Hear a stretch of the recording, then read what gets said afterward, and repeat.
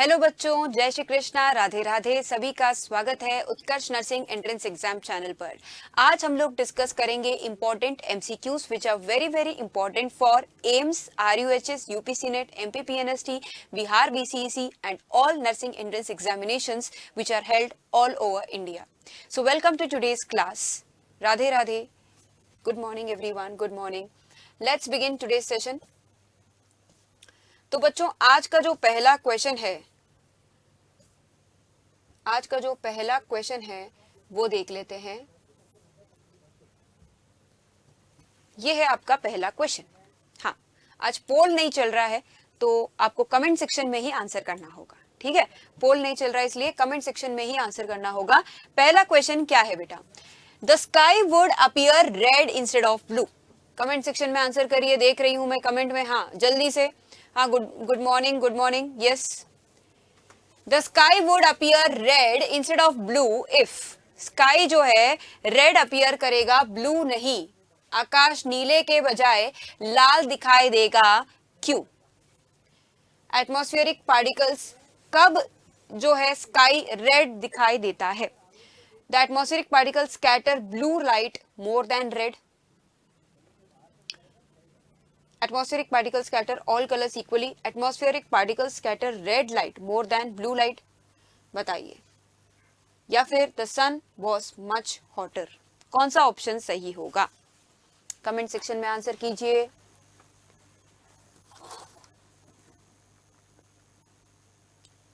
Yes,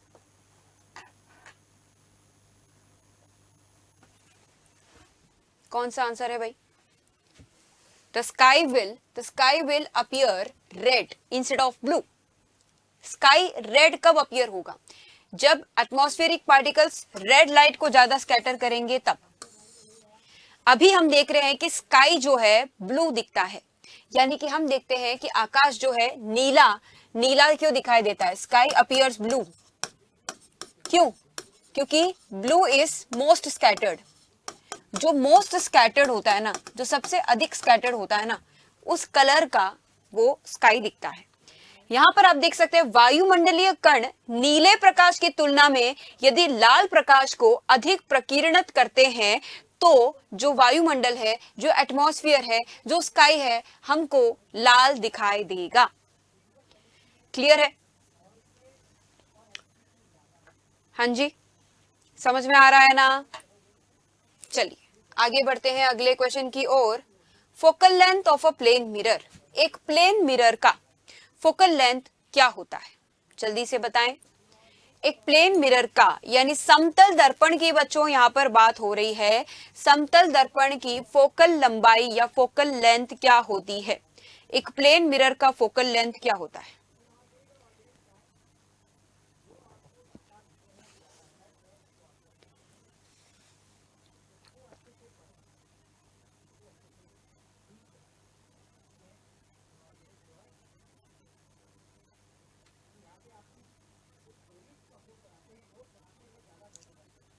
yes, focal length of the plane mirror is.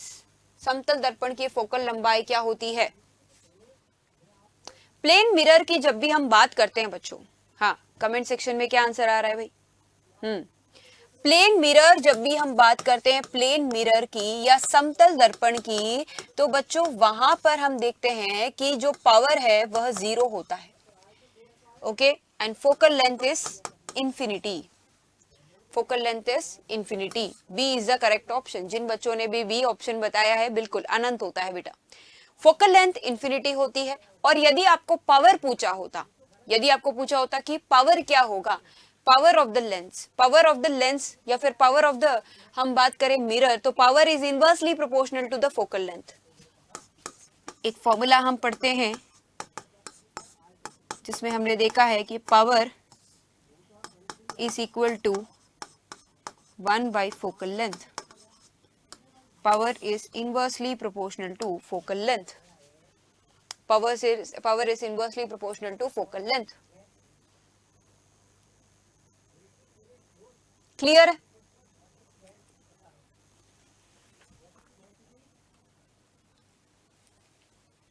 चलिए अब बढ़ते हैं अगले क्वेश्चन की ओर।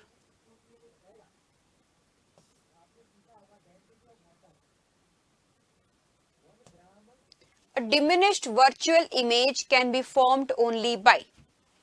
एक diminished virtual image का अर्थ क्या है? एक क्षीण आभासी छवि केवल कौन से मिरर से बनती है? बताएं क्या आंसर है? एक डिमिनिश्ड वर्चुअल इमेज, आपको बताना है कि डिमिनिश्ड वर्चुअल इमेज, देखो दो प्रकार के मिरर है। एक हम पढ़ते हैं कॉनकेव मिरर जिसे हम कहते हैं अवतल दर्पण, एक है कॉन्वेक्स मिरर जिसे हम कहते हैं उत्तल दर्पण। इन दोनों में से कौन सा वह मिरर है जो डिमिनिश्ड वर्चुअल इमेज बनाता है? प्लेन मिरर तो ऑफ कोर्स नहीं बनाता है। प्लेन मिरर जो है, प्लेन मिरर की जब भी हम बात करते हैं बेटा, तो प्लेन मिरर एक ऐसा मिरर है जो image is same size of the object, image जो है उसकी साइज सेम होती है।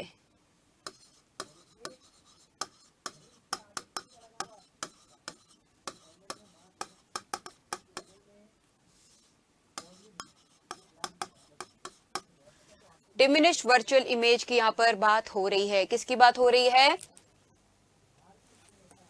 Diminished virtual image. तो डिमिनिश्ड वर्चुअल इमेज जो है वह कॉन्वेक्स मिरर बनाता है। कॉन्वेक्स मिरर यानी कि उत्तल दर्पण। उत्तल दर्पण की बात करें तो it makes diminished virtual image. Diminished का मतलब क्या है? डिमिनिश्ड का मतलब है क्षीण, यानी ऑब्जेक्ट की तुलना में इमेज की साइज छोटी होती है। ऑब्जेक्ट के साइज बहुत ज्यादा होता है और इमेज की साइज बहुत छोटी होती है। और दूसरी इंपॉर्टेंट बात यहाँ पर वर्चुअल और रियल दो प्रकार के इमेज बनते हैं। Real image is always inverted. हम पढ़ते हैं कि जो रियल इमेज होता है वह हमेशा इन्वर्टेड होता है, लेकिन जो वर्चुअल इमेज है, जो आभासी इमेज है, वर्चुअल इमेज इज एरेक्ट। तो ये दोनों फीचर्स कॉन्वेक्स मिरर में पाए जाते हैं कि the image is diminished as well as virtual. ये दोनों कॉन्वेक्स मिरर प्रोड्यूस करता है और इसी वजह से हम कॉन्वेक्स मिरर को यूज करते हैं as a rear view mirror. Convex को हम यूज करते हैं as a rear view mirror in vehicles, used as rear view mirror in vehicles। यानी व्हीकल्स में रेयर व्यू मिरर के, जैसे कि आप एक्टिवा चलाते हो, है ना, बाइक चला रहे हो या कार चला रहे हो, तो वहां पे जो मिरर लगे हुए हैं जिसमें पीछे आ रहे व्हीकल्स की साइज बहुत छोटी दिखाई देती है, वह रेयर व्यू मिरर होता है। उसी को हम रेयर व्यू मिरर कहते हैं। और वो कौन से मिरर होते हैं? उत्तल दर्पण होते हैं, यानी कॉन्वेक्स मिरर होता है। कॉन्वेक्स मिरर को हम यूज करते हैं as a rear view mirror in vehicles. अगला प्रश्न देखें। A mark at the bottom of a liquid appears to rise by 0.1 metre. एक मार्क है जो लिक्विड के बॉटम में या लिक्विड के नीचे जो पाया जाता है, वो जो मार्क है वह 0.1 मीटर राइज होते हुए दिखाई देता है। The depth of the liquid is 1 metre. जो लिक्विड है उसकी गहराई 1 मीटर है। तो आपको यहाँ पर refractive index of liquid find out करना है बेटा। रिफ्रैक्टिव इंडेक्स यानी अपवर्तनांक, द्रव का अपवर्तनांक क्या होगा?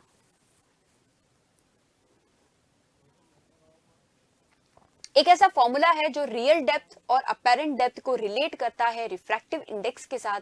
आपको वही फॉर्मूला यूज करना है।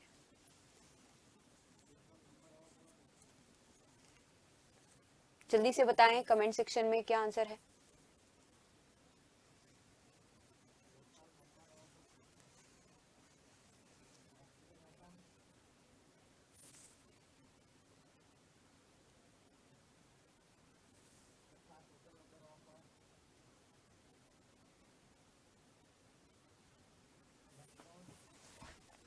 यस, एक लिक्विड है किसी कंटेनर में। मान लेते हैं हमने एक लिक्विड ले रखा है इस प्रकार से। अब इस लिक्विड में हम देखते हैं a mark at the bottom of the liquid appears to rise by. एक यहाँ पर बॉटम ऑफ द लिक्विड में है। लिक्विड कितने डेप्थ में है बेटा? 1 मीटर के डेप्थ में। ठीक है, किसी द्रव के तल पर एक निशान 0.1 मीटर ऊपर उड़ता हुआ दिखाई देता है। वह निशान कितना ऊपर उड़ता हुआ दिखाई देता है? 0.1 मीटर। यानी यहाँ पर आप देख सकते हैं 0.1 मीटर ऊपर उठेगा तो हमको कितना डेप्थ दिखेगा? 0.9 मीटर दिखेगा। द्रव की गहराई 1 मीटर है तो द्रव का अपवर्तनांक क्या होगा? यहाँ पर कॉन्सेप्ट हम पढ़ते हैं रियल डेप्थ। रियल डेप्थ क्या है बेटा? 1 मीटर है। और जो अपेरेंट डेप्थ है वह कितना हो जाएगा? 1 माइनस 0.1 यानी 0.9 मीटर। रिफ्रैक्टिव इंडेक्स का फॉर्मूला पढ़ते हैं कि refractive index is equal to real depth by apparent depth. Real depth क्या है? 1 मीटर। अपेरेंट डेप्थ क्या है? 0.9। यानी इसका वैल्यू आ गया 10/9। क्या वैल्यू आया है? 10/9 इसका वैल्यू आ चुका है। 10/9। क्लियर है? 10/9 is the right answer. What is the refractive index?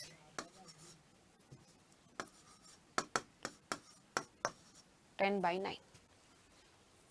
Clear है कि नहीं?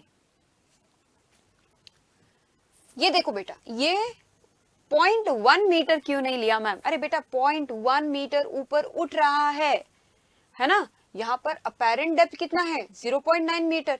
पहले एक जो 1 मीटर नीचे दिखाई दे रहा है, आपने देखा है कि अगर स्विमिंग पूल में भी अगर आप जाते हो तो ऐसा लगता है उसका सरफेस ऊपर उठा हुआ है, लेकिन एक्चुअली जब आप स्विमिंग पूल में जाके अपना पैर रखते हो तो पता चलता है कि वह बहुत गहरा है, क्योंकि ये जो कॉन्सेप्ट है this is called lateral shift. यहाँ पर शिफ्ट हो रहा है, ठीक है? जो शिफ्ट हो रहा है ऊपर ऊपर की ओर जो शिफ्ट हो रहा है वो यहाँ पर प्रिंसिपल हम यहाँ पर रिफ्रैक्टिव इंडेक्स में पढ़ते हैं। Refractive index is equal to real depth by apparent depth. वह डिपेंड करता है कि वस्तु या द्रव का रिफ्रैक्टिव इंडेक्स क्या है, यानी लिक्विड का रिफ्रैक्टिव इंडेक्स डिसाइड करता है कि कितना ऊपर उठता है उसका सतह, ठीक है? यानी कि उसका जो बॉटम है कितना ऊपर उठता हुआ दिखाई देगा।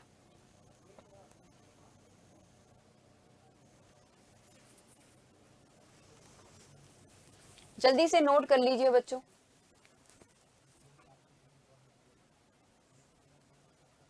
जल्दी से इसको नोट कर लीजिए।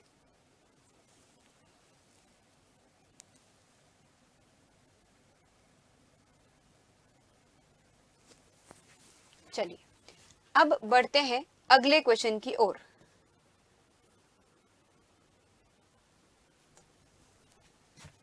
This is your next question. Capacitance पर आधारित है ये क्वेश्चन। काफी लंबा प्रश्न है, पढ़ें, समझें और फिर कमेंट सेक्शन में आंसर करें। यस, कोशिश करो, ट्राई करो कि आंसर कर सके। What is the answer? तो बच्चों जैसे कि आप यहाँ पर क्वेश्चन को देख रहे हैं, क्या क्वेश्चन है? The capacity of a parallel plate condenser. The capacity of a parallel plate condenser, यानी कि पैरेलल प्लेट कंडेंसर का जो कैपेसिटी है वो कितना है बेटा? 5 माइक्रोफैरेड है। कितना है? 5 माइक्रोफैरेड है। यहाँ पर कैपेसिटी कितना है? 5 microfarad. When a glass plate is placed between the plates of the conductor, its potential becomes, यानी कि एक पैरेलल प्लेट कैपेसिटर है जिसमें एक प्लेट पॉजिटिव होता है, आपको पता है, और संधारित्र क्या? दूसरा प्लेट जो है नेगेटिव होता है। एक समानांतर प्लेट संधारित्र है जिसकी क्षमता 5 माइक्रोफैरेड है। जब एक कांच की प्लेट इसके दो चालक के प्लेटों के बीच रखी गई हो, जब एक कांच की प्लेट इसकी बीचों बीच रखी गई हो तो देखा यह जाता है कि इसकी जो कैपेसिटेंस है वह पोटेंशियल जो है 1/8 टाइम्स क्या हो जाता है? Its original value V dash is equal to 1/8 V हो जाएगा। पोटेंशियल जो है घट जाएगा। तो आपको यहाँ पर बताना है कि डाइलेक्ट्रिक कांस्टेंट क्या है। इसमें डाइलेक्ट्रिक कांस्टेंट क्या है ये आपको बताना है। क्या आंसर है? कौन सा फॉर्मूला यूज करेंगे?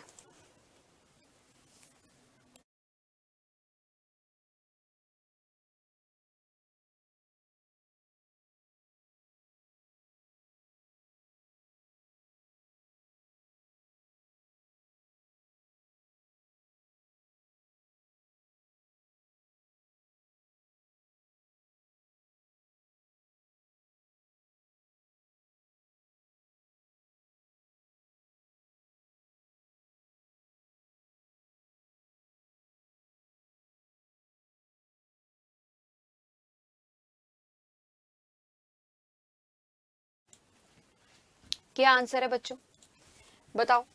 जो हमारा पोटेंशियल है वह किस पर निर्भर करता है?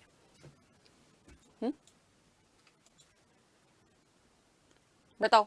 जैसे कि आपको पता है यहां पर पोटेंशियल देखो, Q is equal to C V, charge is constant, यानी C और V दोनों इनवर्सली प्रोपोर्शनल है। अगर हम यहाँ पर एक ग्लास प्लेट लगा देंगे जिसका वैल्यू एप्सिलॉन आर होगा, तो we can write C is equal to epsilon naught epsilon R A by D. यहाँ पे C जो है वह एप्सिलॉन आर टाइम्स बढ़ जाएगा क्योंकि डाइलेक्ट्रिक कांस्टेंट लगा हुआ है, यानी कि K टाइम्स, या K भी कहते हैं इसको, एप्सिलॉन आर भी कहते हैं। लेकिन जो पोटेंशियल है वह क्या हो जाएगी, K टाइम्स घट जाएगा, यानी यहाँ पर डाइलेक्ट्रिक कांस्टेंट K का वैल्यू क्या है, 8 is the right answer, V by 8। ठीक है ना। जब भी, कहने का मतलब यह है कि जब भी हम किसी डाइलेक्ट्रिक कांस्टेंट को दो प्लेट्स के बीच रखते हैं तो पोटेंशियल जो है वह घट जाता है। कितने गुना घटता है, डाइलेक्ट्रिक कांस्टेंट की जो वैल्यू है उतने गुना घटेगा। यहाँ पर हमको पता लग गया है कि जो डाइलेक्ट्रिक कांस्टेंट है, यानी कि परावैद्युतिक स्थिरांक, जो ग्लास प्लेट हमने जो लगाई है, यानी कि जो हमने कांच की प्लेट लगाई है, उसकी डाइलेक्ट्रिक कांस्टेंट क्या है बेटा, 8 है। ठीक है, इज इट क्लियर? ये देखो अगला प्रश्न, कैपेसिटर का अगला प्रश्न, कोशिश करें, बहुत ही आसान क्वेश्चन है, सबको ट्राई करना है और फिर कमेंट सेक्शन में बताना है, सबको ट्राई जरूर करना है।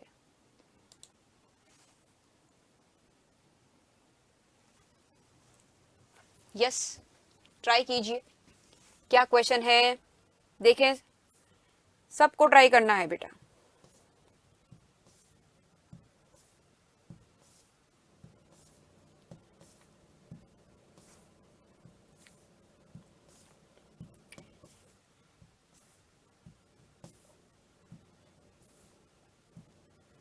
बताओ क्या आंसर है।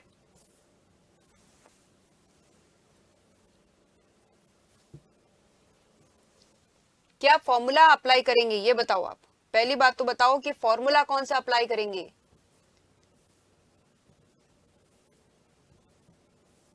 एनर्जी ऑफ द कैपेसिटर का फॉर्मूला आपने पढ़ा है।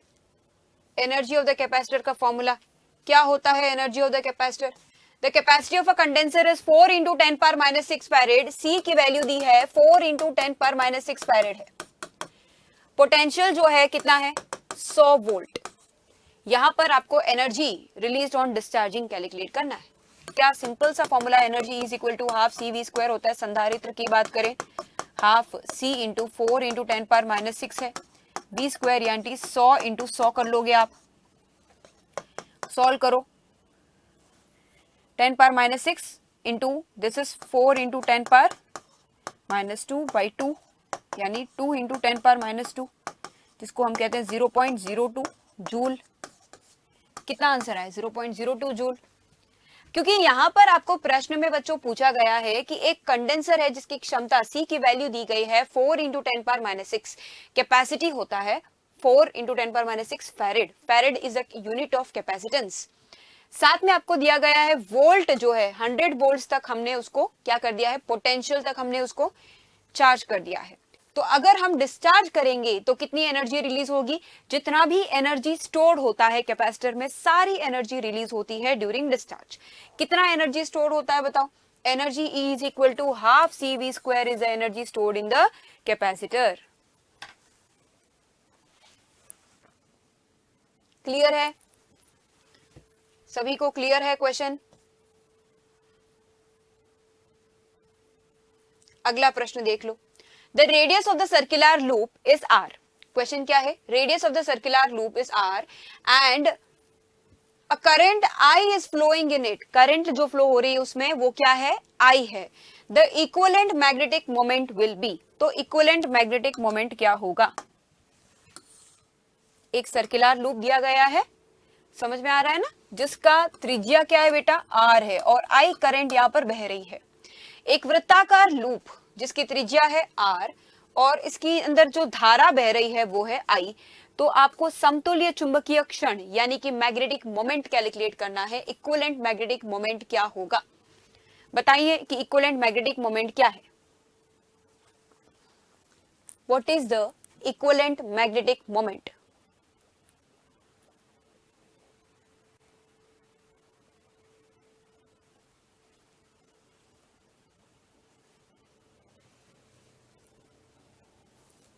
इक्विवेलेंट मैग्नेटिक मोमेंट का हमारा एक सिंपल सा फॉर्मूला है, मैग्नेटिक मोमेंट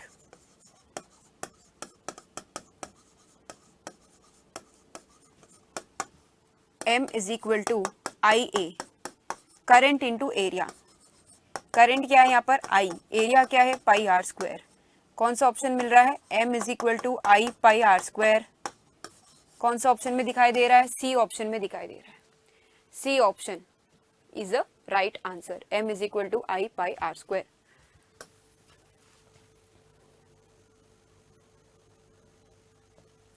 अगला क्वेश्चन आ चुका है। अगला क्वेश्चन, ये ऑल्टरनेटिंग करंट यानी प्रत्यावर्ती धारा का चैप्टर है, सॉल्व कीजिए। Current I is equal to I M sine omega T minus pi by two. क्या धारा है बेटा, I is equal to I M sine omega T minus pi by to.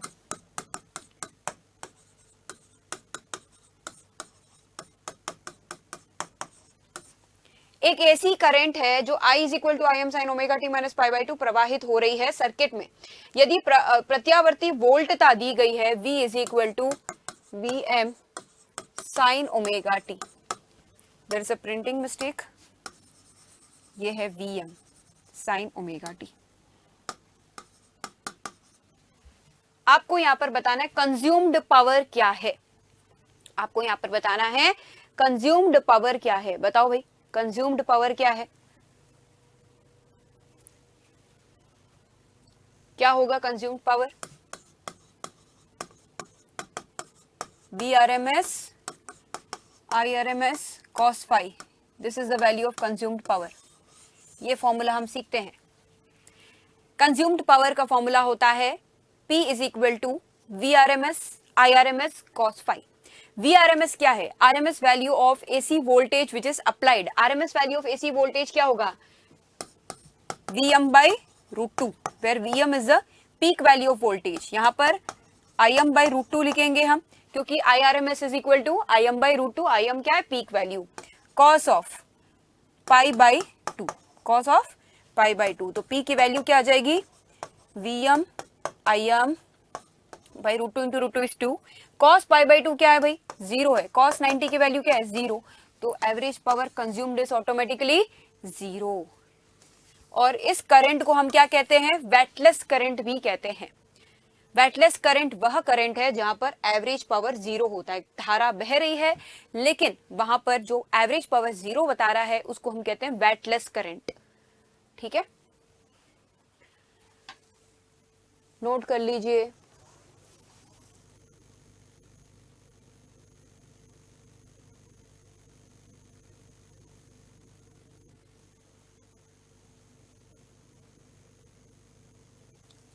Note कर लीजिए, प्रश्न समझ में आया। आज आप सभी को ज्यादा मजा इसलिए आ रहा है क्योंकि हम अब क्लास 12 और क्लास 11 के इंपॉर्टेंट एमसीक्यू सॉल्व करेंगे। ठीक है ना, अभी क्लास 12 का एमसीक्यूज आज हमने सॉल्व किया है। क्लास 12 के इंपॉर्टेंट एमसीक्यूज लेकर क्लास 12 के अंदर हमने आज रे ऑप्टिक्स क्वेश्चंस सॉल्व किए हैं, कैपेसिटी कैपेसिटर के क्वेश्चंस देखे हैं कुछ, और साथ में हमने ऑल्टरनेटिंग करंट के भी इंपॉर्टेंट क्वेश्चन देखे हैं। और ये वाला जो टॉपिक है this is from magnetic effects of current. ठीक है, तो क्योंकि हमको सारे क्वेश्चंस सॉल्व करने आने चाहिए, अगर सारे चैप्टर्स के क्वेश्चंस एक साथ दिए जाए तो भी हमारी एबिलिटी होनी चाहिए कि हम उसको अच्छे से सॉल्व कर पाए। ठीक है, so now let's go to yes very very important thing. ये है बच्चों कि उत्कर्ष का जो दिवाली ऑफर है, कई बच्चे पूछते हैं कि हमको कोर्स लेना है मैम, आप बता दीजिए कब लें कैसे लें। अभी सारी जानकारी आपको दी जाएगी। ठीक है, कि कौन सा कोर्स लेना है कब लेना है। उत्कर्ष दिवाली ऑफर 24 अक्टूबर तक होगा। ठीक है, तो पहली बात तो दिवाली ऑफर का जो लास्ट डेट है वो याद रखें 24 अक्टूबर है। केवल 24 अक्टूबर तक ही ये ऑफर है। क्या क्या चीजें हैं, उत्कर्ष ऐप के सभी बीएससी नर्सिंग एंट्रेंस एग्जाम के सभी ऑनलाइन कोर्सेज पर आपको मिल रहा है अप टू 90% ऑफ के साथ साथ एक्स्ट्रा 13% ऑफ मिल रहा है on top courses. Top courses पर एक्स्ट्रा 13% ऑफ UC13 कोड लगाने पर, साथ में कोर्स वैलिडिटी एग्जाम तक होगी। आपकी कोर्स वैलिडिटी जो है वह एग्जाम तक होगी। फाइनल सिलेक्शन पर इंपॉर्टेंट जानकारी तो यह है कि फाइनल सिलेक्शन पर बच्चों 100% फीस वापस। मान लो कि एक विद्यार्थी है जिसने एम्स का कोर्स खरीदा है, ठीक है, एम्स मंजिल बैच खरीदा है और उसने बहुत अच्छी रैंक से सिलेक्शन ले ली है, 100% सिलेक्शन हो गया, एम्स में एडमिशन हो गया। तो जो भी आपने फीस पे की थी यहां पर ऐप लाइव में, वो आपको रिफंड हो जाएगी। क्लियर है? तो आप मन लगाकर पढ़ाई करें, सिलेक्शन ले और फीस वापस रिटर्न भी हो जाएगी। कैसा लगा ये ऑफर बताओ? 100% फाइनल सिलेक्शन पर आपकी 100% फीस वापस होगी, ठीक है। सभी बच्चों के लिए है, सभी कोर्सेज के लिए ये। देखिए दिवाली ऑफर 24 अक्टूबर तक है, अप टू 13। देखो यहाँ पर एक्स्ट्रा 13% डिस्काउंट मिल रहा है, एक्स्ट्रा 13% डिस्काउंट हमारे टॉप कोर्सेज पर मिल रहा है। UC13 कोड लगाना है आपको। कौन सा कोड लगाना है बेटा? UC13 कोड लगाना है। हमारा RUHS CUET 2024 मंजिल 3.0 बैच है, एम्स 2024 मंजिल 3.0 बैच लाइव फ्रॉम स्टूडियो, साथ में UPC नेट 2024 मंजिल 3.0 बैच है, जिनके प्राइस आप देख सकते हैं, स्टैंडर्ड एंड प्राइम के प्राइजेस देख सकते हैं। अब स्टैंडर्ड और प्राइम में क्या डिफरेंस है? तो स्टैंडर्ड कोर्स में क्या हो रहा है बेटा? लाइव एंड रिकॉर्डेड क्लासेस मिल रही है, class PDF and E notes, chapter wise test हो रहे हैं, create own test, revision and doubt, ask doubt वगैरह। अगर आप प्राइम लेते हैं, देख सकते हैं आप प्राइम की प्राइस थोड़ी एक्स्ट्रा है ना। प्राइम देंगे तो क्या आपको मिल रहा है? Unlimited ask doubt, unlimited create test के साथ साथ टेस्ट सीरीज और MCQ बैच भी आपको अवेलेबल करवाया जाएगा। अगर आपको टेस्ट सीरीज और MCQ बैच भी चाहिए साथ में, तो आप प्राइम ज्वाइन कर सकते हैं। रामबाण बैच क्या है? सभी नर्सिंग एंट्रेंस एग्जामिनेशंस को कवर करता है हमारा रामबाण बैच, जिसमें सारे नर्सिंग एंट्रेंस एग्जामिनेशंस कवर्ड है और ये भी लाइव फ्रॉम स्टूडियो है। जैसे कि बच्चों आप यहाँ पर देख सकते हैं, लाइव एंड रिकॉर्डेड क्लासेस हैं, create own test, we have E notes, DPP, class PDF, chapter wise test, chapter wise भी इसमें टेस्ट कवर्ड है बच्चों। साथ में आपको देखो ये रामबाण बैच में भी वैलिड है। अगर आपका सिलेक्शन होता है, जो भी एग्जाम के लिए एग्जाम की आपने तैयारी की है, आपका 100% फीस रिफंड होगा जब आपका सिलेक्शन हो जाएगा, ठीक है। आगे देखते हैं BSc नर्सिंग एंट्रेंस एग्जामिनेशन के जो मास्टर पास है, उस पर भी आप देख सकते हैं we have this Diwali offer 2500 रुपए में आपको प्रोवाइड हो रहा है। 12 मंथ्स का इसका वैलिडिटी है। MPPNST Tejas batch and Bihar BCC Tejas batch के प्राइजेस आप देख सकते हैं। ये केवल 24 अक्टूबर तक ही है, केवल 24 अक्टूबर तक है बेटा। RUHS पैरामेडिकल की बात करें तो RUHS paramedical and pharmacy batch है, साथ में हमारा एम्स पैरामेडिकल और UPC पेट, जो भी हमारे पैरामेडिकल के कोर्सेस है, we have RUHS paramedical batch, AIIMS paramedical batch as well as UPC PET. सबके अंदर हम देखते हैं कि स्टैंडर्ड प्राइस है 700, यहाँ पर प्राइम देख सकते हैं, प्राइम प्राइस 1300 है। एंड देन एम्स पैरामेडिकल की बात करें तो एम्स पैरामेडिकल में भी स्टैंडर्ड एंड प्राइम के प्राइजेस देख सकते हैं आप, मात्र 700 और प्राइम का है 1300। साथ में अगर आप UPC पेट 2026 का देखें तो यहाँ पर लाइव फ्रॉम स्टूडियो में मात्र 1000 एंड 1600 में आपको प्रोवाइड हो रहा है। यस, ये है आपके दिवाली के ऑफर। और आपको पता है कि बेटा ये केवल 24 अक्टूबर तक ही है, यह केवल 24 अक्टूबर तक ही है ना। तो आपको 24 अक्टूबर से पहले ही इन कोर्सेस को लेने हैं। Okay, that's all for today. मिलते हैं हम कल। Thank you. राधे राधे।